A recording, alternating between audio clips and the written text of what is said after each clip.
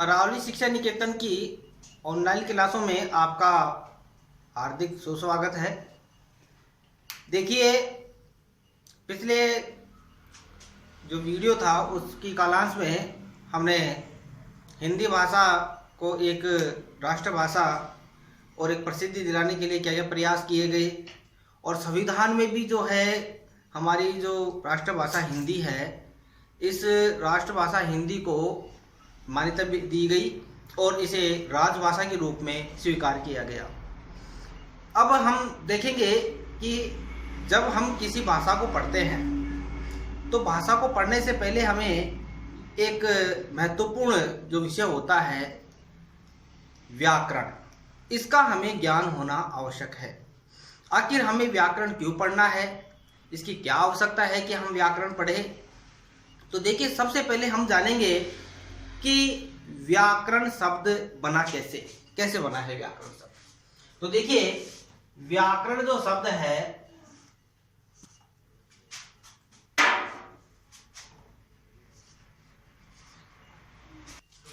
देखिए व्याकरण शब्द कैसे बना।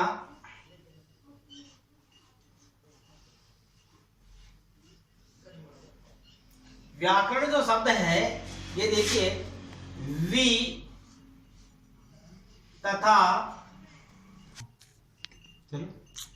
आन उपसर्ग जिसका आ शेष रहता है, उपसर्ग पूर्वक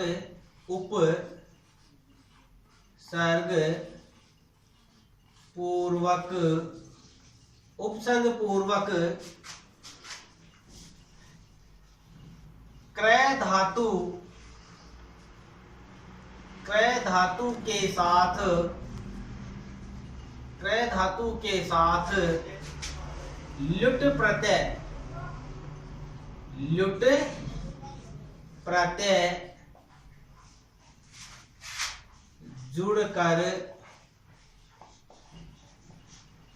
जुड़कर व्याकरण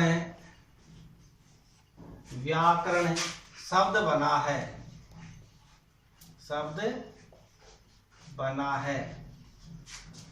देखिए व्याकरण शब्द कैसे बना। वी और आन जिसका आ शेष रहता है, ये उपसर्ग क्रय धातु से पहले लग करके उसके बाद में लुट प्रत्यय जुड़कर व्याकरण शब्द बना। क्या शब्द बना? व्याकरण शब्द बना। अब देखिए, अब हम देखेंगे कि व्याकरण शब्द का शाब्दिक अर्थ क्या होता है। शाब्दिक अर्थ यानी शब्द का वास्तविक अर्थ क्या होता है, यह हम देखेंगे। तो शाब्दिक अर्थ देखिए, व्याकरण का शाब्दिक अर्थ यानी भाषा को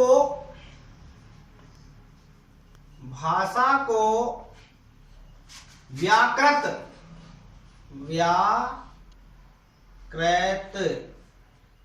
का अर्थ होता है विश्लेषित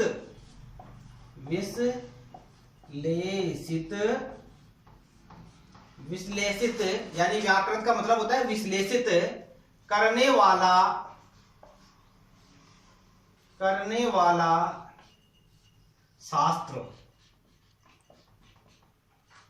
देखिए व्याकरण का जो वास्तव में शाब्दिक अर्थ है वो देखिए, भाषा को यानी कोई भी भाषा है, किसी भी भाषा को व्याकृत का मतलब होता है विश्लेषित करने वाला शास्त्र, यानी ऐसा शास्त्र जो भाषा को विश्लेषित करे, वो क्या कहलाता है? व्याकरण कहलाता है।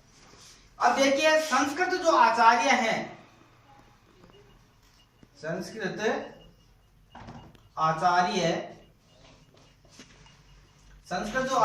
हैं उन्होंने व्याकरण को शब्दानुशासनम कहा। क्या कहा? शब्दानुशासनम, यानी व्याकरण को उन्होंने शब्दानुशासनम कहा। शब्दानुशासनम का मतलब होता है जहां शब्दों में अनुशासन हो, यानी अपन साधारण तौर पर इसका अर्थ ले तो जहां शब्दों में अनुशासन हो, डिसिप्लिन हो, वही क्या कहलाता है? व्याकरण कहलाता है। अब देखिए हम व्याकरण की परिभाषा क्या है, व्याकरण शब्द की परिभाषा क्या है वो देखिए, ऐसा शास्त्र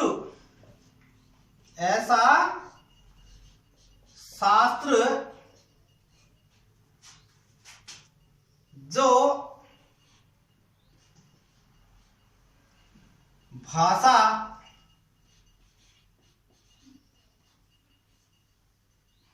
को शुद्ध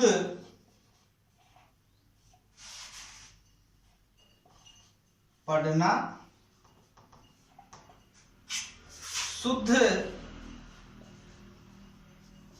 लिखना तथा शुद्ध समझना, शुद्ध समझना सिखाता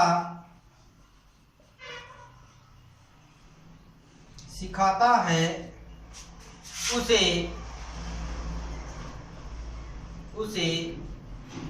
व्याकरण कहते हैं। उसे क्या कहते हैं? उसे व्याकरण कहते हैं। देखिए व्याकरण की जो परिभाषा है वो देखिए, ऐसा शास्त्र जो भाषा को शुद्ध पढ़ना, क्या करना? भाषा को शुद्ध पढ़ना, शुद्ध लिखना तथा शुद्ध समझना सिखाता है, उसे हम क्या कहते हैं? व्याकरण कहते हैं। देखिए अब हम ये जानेंगे इसमें कि परिभाषा के माध्यम से कि व्याकरण एक ऐसा शास्त्र है जो किसी भी भाषा को हमें शुद्ध बोलना, शुद्ध पढ़ना, शुद्ध लिखना और शुद्ध समझना सिखाता है। अपनी कॉपी में इसको नोट कर लीजिए।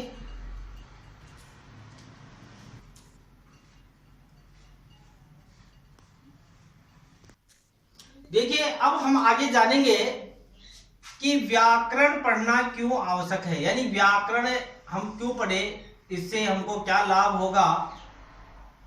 तो देखिए व्याकरण का महत्व क्या है।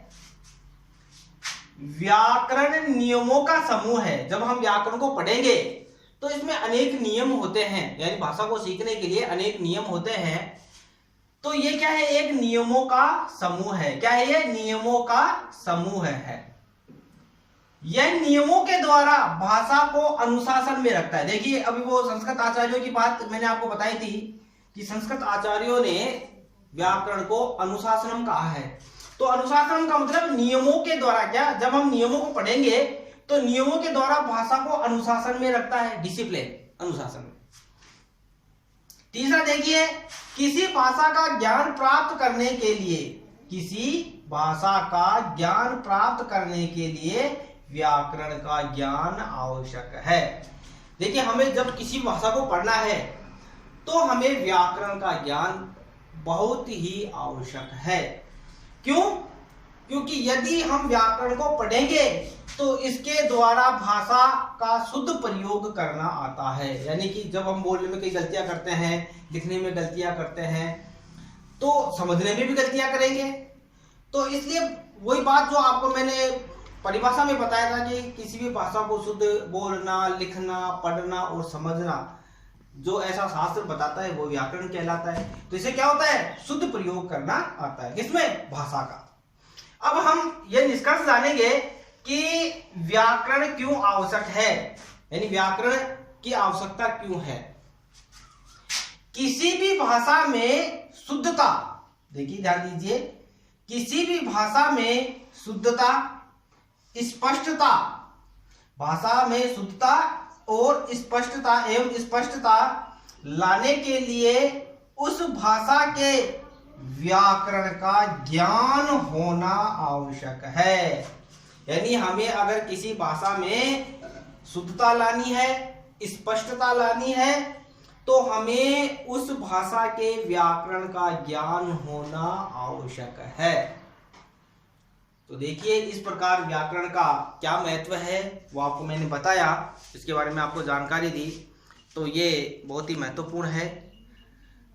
अब देखिए अगले वाला जो टॉपिक होगा हमारा वो व्याकरण के कौन कौन से अंग हैं, वर्ण विचार, शब्द विचार, ठीक है कि नहीं, और वाक्य विचार, इनके बारे में हम जानेंगे।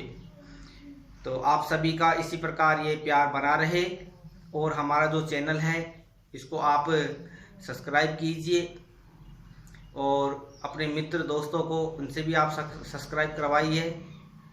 धन्यवाद। जय हिंद, जय भारत।